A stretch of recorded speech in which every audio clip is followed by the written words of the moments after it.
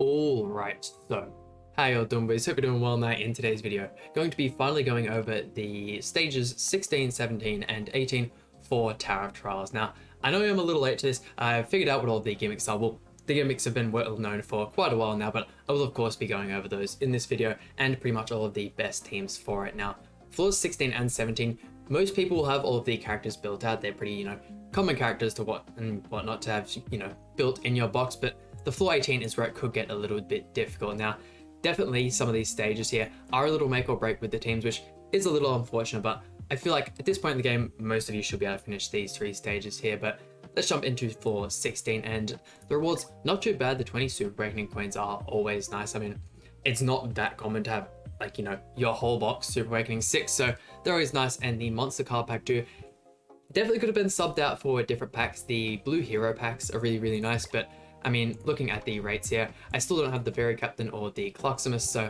there is always that. But jumping in, what is the gimmick for the first stage? And as long as you have 4 or more buffs on your allies, they get, I believe it's an 1000% stat increase, which is really, really nice. So this is the team we're using here. The Gowther and Arthur are pretty much mandatory. You can obviously sub out Green Gowther for Red Gowther if need be. And the Death Pierce, in the back.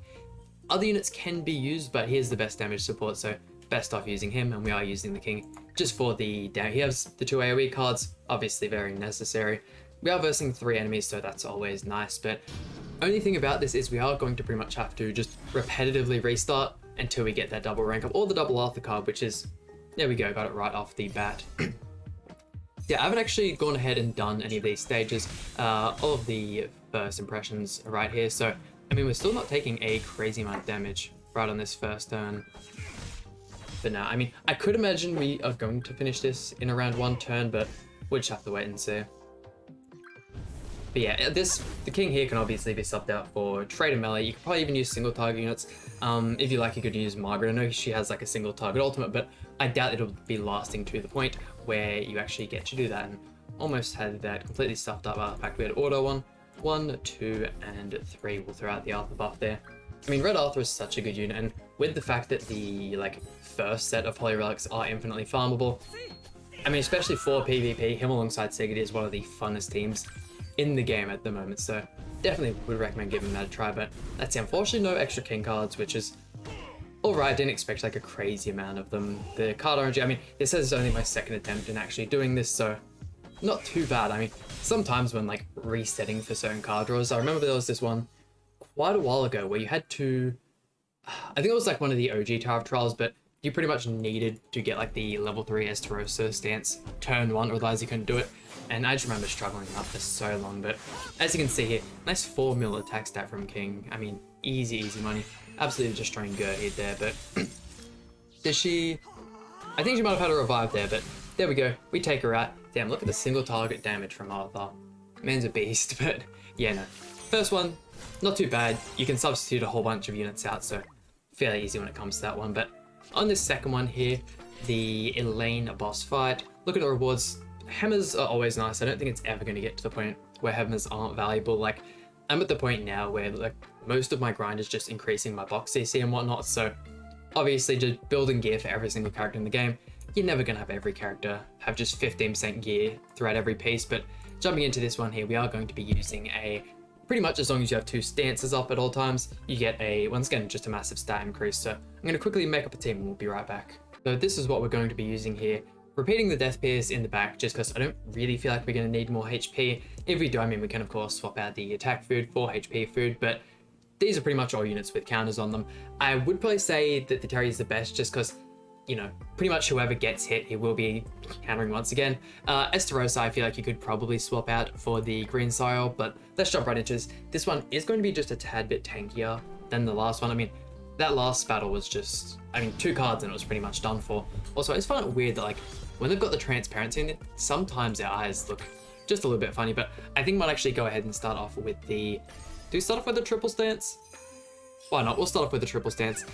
Really unfortunate we do have to wait for the opponent's turn first, but once again, not taking a crazy amount of damage, but this one is definitely going to last just a tad bit longer, that's for sure. I'm rocking on on HP defense, so could have probably changed him up to attack rate just so this goes a tad bit faster, but let's see here. 3 attacks on her there. I mean, obviously you want them to be attacking as much as possible, just so you get as many counters in as possible. But I mean, Essarosa took quite a bit of damage there in all honesty. Not the greatest, and as long as we can keep drawing counters here, we should be fine. Another one on Terry there. That is going to be really important. Keeping the Terry counter up and like building his stacks up over time is going to be super mandatory. Like, yeah, HP defense, and look at the damage he's doing. Essarosa as well, getting some pretty nice damage in. And then yeah, the fact that Terry can do it like multiple times and it doesn't matter who gets hit is probably the most important part. Terry's definitely the best character for this, and I can have everyone countered there. AoE's really, really nice. I mean, I couldn't imagine Elaine's gonna have a revive on this. I mean, they could just completely prove me wrong. Actually getting rid of her right off the bat, okay. Damn, look at that. Our damage increasing so much. Once we get these 2 extra stacks from the Holy Relic, and we have the 2-star counter up, this is going to be some absurd damage. 1, 2, and I think we might just go for this with the, just to get the extra card draw, of course. Yeah, if you don't have Terry, a little unfortunate on this one, but I mean, Chandler is a unit most people have built up. Chandler is an absolutely amazing character, and especially alongside the new Valentine's Day Moleskula, he works really, really well. Yeah, as you can see there, the second you don't have that counter up, your units just get absolutely wiped. I mean, the Elaine ult would probably have been pretty strong regardless, but let's see. Yeah, 250,000 now. Once we get that out. I mean, will he attack? Hopefully Elaine does at least 1 attack here, because the damage he's going to have for these next 2 turns is going to be perfect. Yeah, okay. Like I said, I did definitely expect this one just to be a tad bit longer, but getting the double counter again. I doubt we'll get to the point where we can really rush any ultimates off. Oh, look at that, another level 2 counter. Okay, we're actually getting insanely lucky with the Terry stance cards. I mean, we'll probably lose Death Pierce here, especially if they go for the ultimate, but the fact that we have Chandler's counter up, he will of course do the taunt as well. But I mean, yeah, there isn't really like an awful lot to say about this one. It's more waiting it out. It's not really much you can do.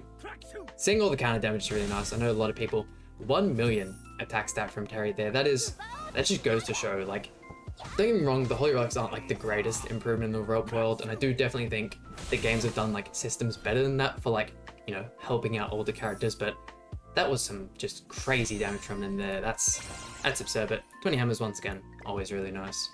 And onto the final floor 18, going up against Helbram now. Looking at the rewards here, 500 enhanced stones is always nice. I feel like they've definitely been giving us a couple more enhanced stones as of recent, which is really good. And then the 30 UR stones. I mean, at this point, as long as you've been doing all of like your training caves all the time, you will have like a majority of your characters, especially like the ones you really need built out for UR gear, but it is always nice obviously having to do associations and then trying to get like those extra stats for the box CC and everything like that is really good. But jumping into the battle here, you guys are probably looking at this team and thinking, what on earth is this? Now, pretty much what you have to do is you have to use characters who have the skill rank decrease card. Now, unfortunately, you can't use characters like Jack of Light Gotha because that applies after the enemy turn finishes. So by going ahead and actually decreasing the skill rank, you will get extra stats. So pretty much every turn we want to be trying to throw out 3 of those skill rank decrease cards. We have got Death Pierce in the back. I might sub him out. I did switch to the HP food just because if you're looking at the Elaine and Merlin here, we actually, you know, not even super awakened. I might actually go ahead and level up the Elaine to level 90 before we jump into this, but let's see how this goes. I hope I don't have to super awaken them. But let's see it. Here we go. On to Helbram here. We are obviously going to have to tank this first turn because your opponent does always go first, but let's see here. Hoping this is the... Okay, so we did get the extra card there. I mean, I'm just really scared about how we're actually going to go because obviously the further we get, these are going to get more and more difficult. Hoping Elizabeth, actually goes ahead and tanks all the hits because, yeah, Merlin and Elaine are not going to be holding up as well. Oh gosh, yeah, we've still got more attacks. Yeah, I mean, we will go ahead and use the Merlin's one first. I think the Elizabeth one is single target, isn't it? The attack on all enemies. No, so we might go ahead and do this actually. Use this one last. You do want to try and use the 3 cards because the effect does actually stack. You'll see on this next Merlin card, we'll do quite a bit more damage. Yeah, and then on this Elizabeth, we should do a ton. We are rocking them all HP defense. Obviously, don't have the UR gear for Elaine, but that is nowhere near as much as I would have liked to have done. Ooh, and we only have the extra one there. Okay, yeah, I might actually have to go ahead and super awaken all these characters because this is tough, that's for sure. Damn, okay, I mean, Elaine is pretty much dead. God damn, okay. Let's see, can I actually even go ahead and do anything about your ultimate? What does this card here do? Allows the use of only attack skills. Perfect. Exactly what we want to see. Yeah, no, this actually... I didn't even know if I had the super breaking materials to actually go ahead and get everyone up that high. I mean, do I just try and go ahead and like brute force through this stage? I think that might be the go. Using like some super meta team or something like that, because this is terrible.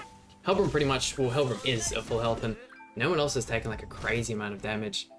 What's he looking like on the left there? Yeah, nowhere near as much as I would have liked, jeez.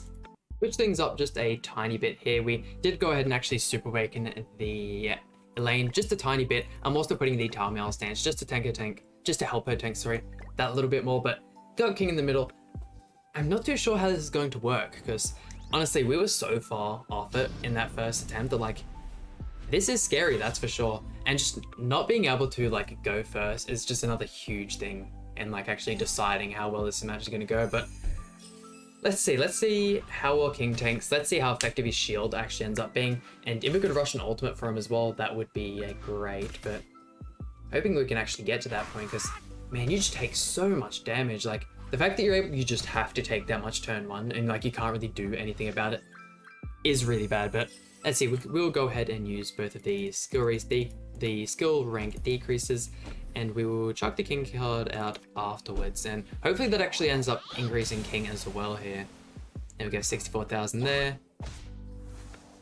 Another card there, and let's see how much damage King does. I mean, a nice amount. King, I feel like King usually does that much damage regardless. Will it actually be a better option to just try and brute force our way through this? Okay, yo, the King shield actually is doing wonders for us. Okay, might be the go here, this King shield. The Grace helping the lane out a whole ton. Let's see, we'll go 1, 2, and just kind of maximize card draw. Unfortunately, we didn't get another lane single target card. Let's see how much damage it does on this one, because that could kind of help us decipher how well we're going to be tanking.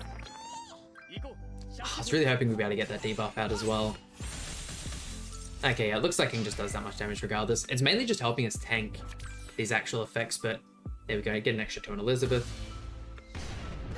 I mean, Ultimate's still holding up. Yeah, King actually works so insanely well for this, damn. I mean, don't get me wrong, Merlin is obviously a really good character, and if you have the Merlin built, it's obviously pretty good. I don't know why I actually chose Elaine over the Merlin anyways, especially since I have UR gear for Merlin.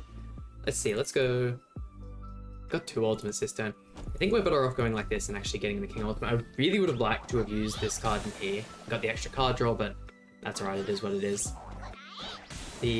Oh, okay, damn, she is actually starting to increase in damage a whole ton. So yeah, kind of just using King to help your survivability definitely helps out a lot. I think actually using the King card first to actually get the damage increase and then using the Elizabeth cards might actually be a better option as well.